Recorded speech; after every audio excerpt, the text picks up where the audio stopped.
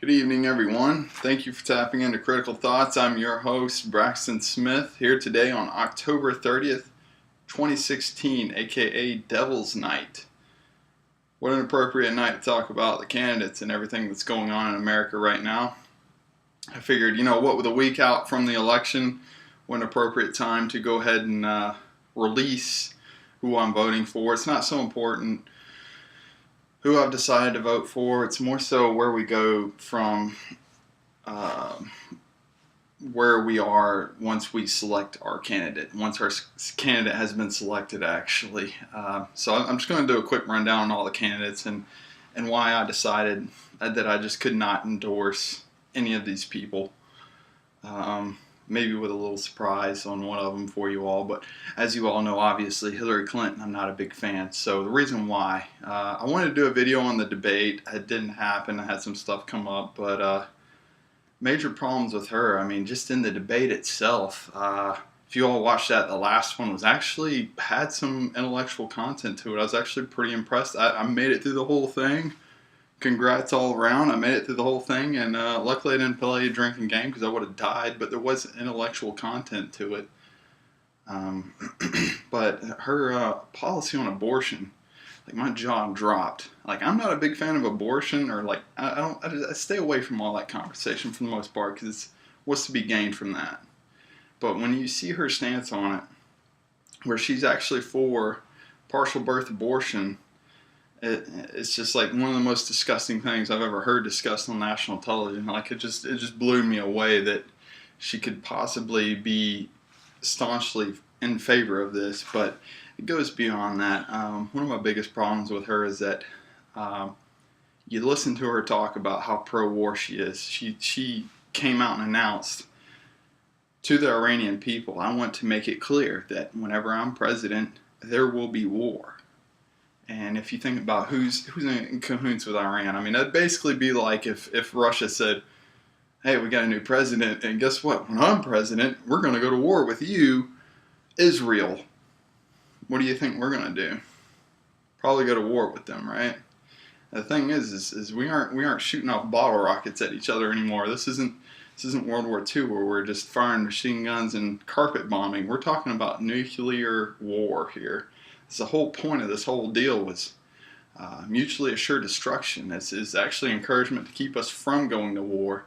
Is our nuclear weapons, is that we would destroy the whole planet if we ever went to war with each other. But that's exactly what she wants. Hillary wants to go to war with Russia and Iran. She's said it too with Russia. She's pissed off that they hacked her emails and made an ass out of her. And she says there would be hell to pay. She wants military action on that. So scares the hell out of me. There's a 100% chance, guaranteed, that she's going to war. Majorly. Now, whether or not nuclear weapons will be used, I don't know, but there will at least be proxy wars fought. And it just terrifies me, the idea of another warmongering president. So she's out of the writing on that one. Now, Trump's been good about saying he's not good for war. He doesn't like the idea of war. He doesn't want to go to war. Him and Rand Paul and Bernie Sanders were like three anti-war candidates. That was their platform. I was pretty cool with that, but you kind of see how his attitude is towards it, and it's like, Hillary, I know there's a 100% chance she's going to war.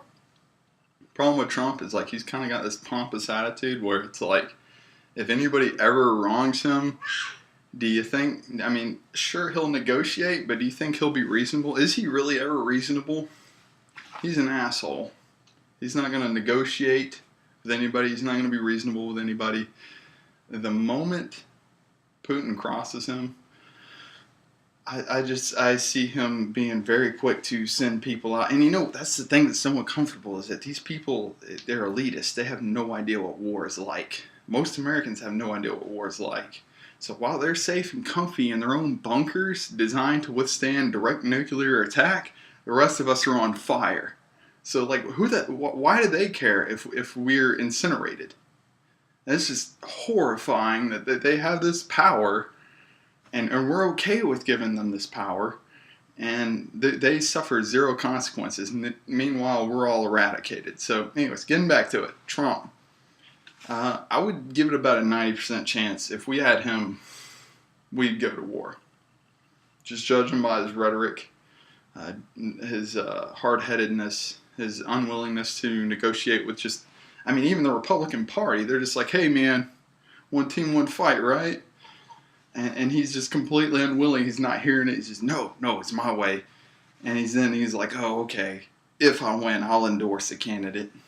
So he's a total asshole. I give it best case scenario, 70% chance he would go to war. So that's what terrifies me about them. Never mind the fact they're both totalitarian. They want to take away your First Amendment right, the right to freedom of press. They're already talking about cutting back on these media outlets that have talked bad about them. They're talking about taking away your guns. Both of them are talking about that, and they're going to have the power to put in a Supreme Court justice to do that. Total authoritarians. I mean, that's so many strikes. Like the war thing is for me, that's enough to get rid of you as my candidate. I just absolutely cannot vote for the death of millions of people by voting for these candidates. So they're immediately eliminated on that premise alone. And then you have Gary Johnson. I've been on the fence about this guy. So his critical thoughts were mostly libertarians, ANCAPs, freedom-minded people. We're for freedom. And Gary Johnson, most of his policies, he's a far cry from these other two clowns. But the only problem is like he just one screw up after another with this guy. Like seeing one dumbass comment after another. I'm watching him in these videos and interviews where it's like, okay, Aleppo, I'll let it slide. Can't name a good world leader. I mean, I can name like 5 off the top of my head, but I can't name any of them that I like. Not even our own. I'll let that one slide. But when you come up to the whole, what do you believe rights are? And there's one other question he was asked that really like, I'm just like, how do you not have an answer for that? It's escaping me right now. I'm having a Aleppo moment. Like, Gary has every interview. It was economics. Okay, so even then, I'm not having an Aleppo moment. I can actually use my frontal lobe here and remember these things. So world economics, they're asking him, hey man, so you got these world economists that are saying free markets don't work. Your whole idea of eradicating the income tax and the IRS, that doesn't work.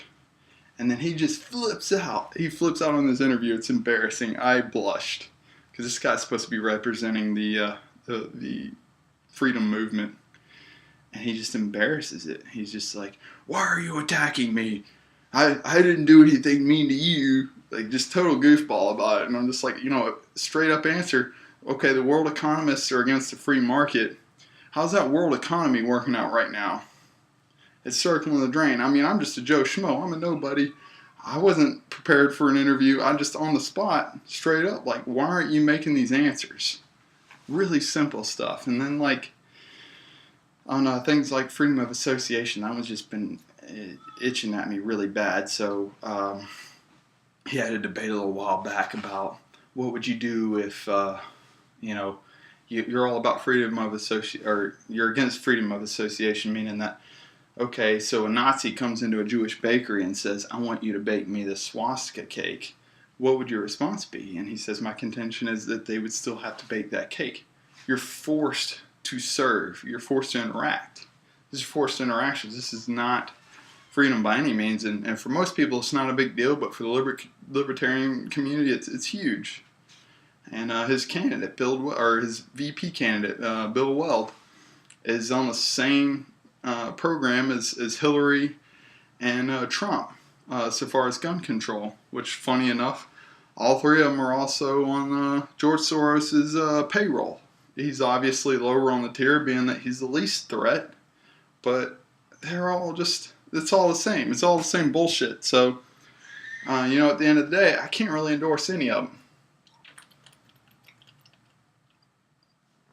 So, I'm sitting there and I'm thinking, who am I going to vote for? That's ultimately what comes down to. November 8th, week away. Who am I voting for? So, first I consider Trump versus Hillary. Hillary, 100% chance of war. Trump, 90% chance of war. Trump's a little better, but no matter what, I'm still oppressed. I can't put my name on someone like that. And, what am I supposed to say next election?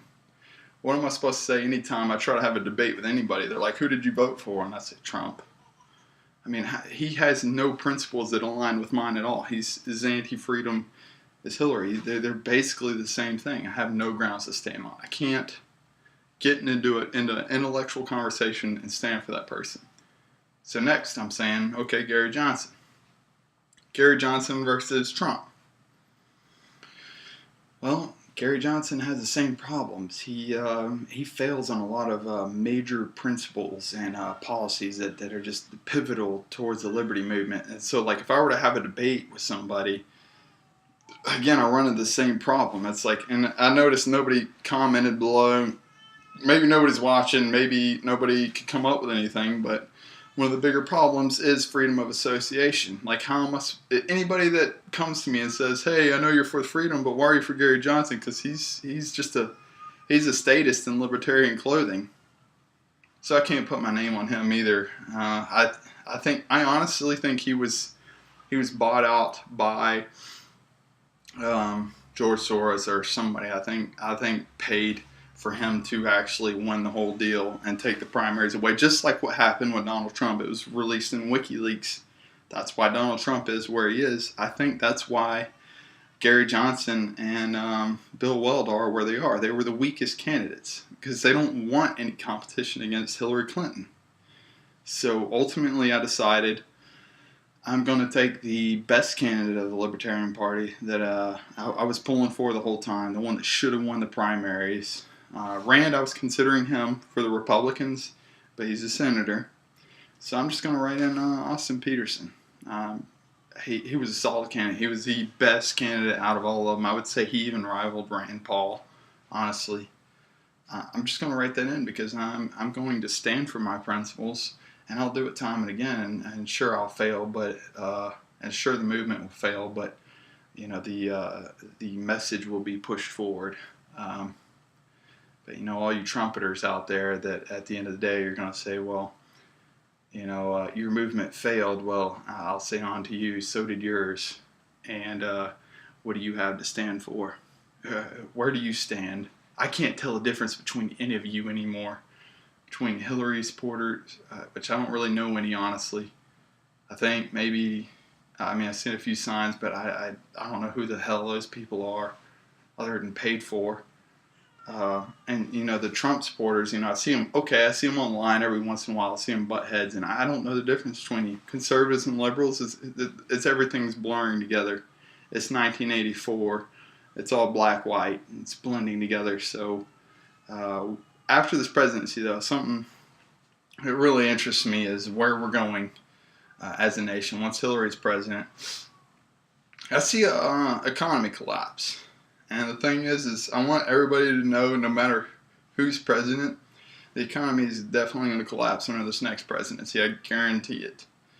And the plus about Hillary being in is it might be blamed on her in the Obama presidency. So at least people will say, this is what happens. They'll realize unequivocally that this is what happens when you have a socialist regime. You have economic collapse. You have calamity. You have market bubbles. And but my fear is if Donald Trump gets in, he's not a conservative. He is not a capitalist. He's not a Republican. He's by no means any of those things. But the media sure has painted him that way, and I fear that ultimately that's how people would accept him if he were to become president. And when the economy collapses, they wouldn't see the fact that he has socialist policies, that he was a statist and he wanted maximum government control, and would ultimately say, see what happens when you put a conservative and capitalist into place, and ultimately the whole freedom movement would be completely written off for decades to come. So that's my input. That's what I think about this whole election. That's the conclusion I've come to, and that's what I'm going to do. I hope, I'm just, like Gandhi says, I'm just being the person I want to see in this world. I just hope you do the same. I'm going to be interviewing, hopefully getting some more videos from our admins, see what some of them think. They weren't able to get with me tonight, but we'll see what they think. And thank you for tapping into Critical Thoughts. As usual, breaking through the white noise to bring you the media that matters.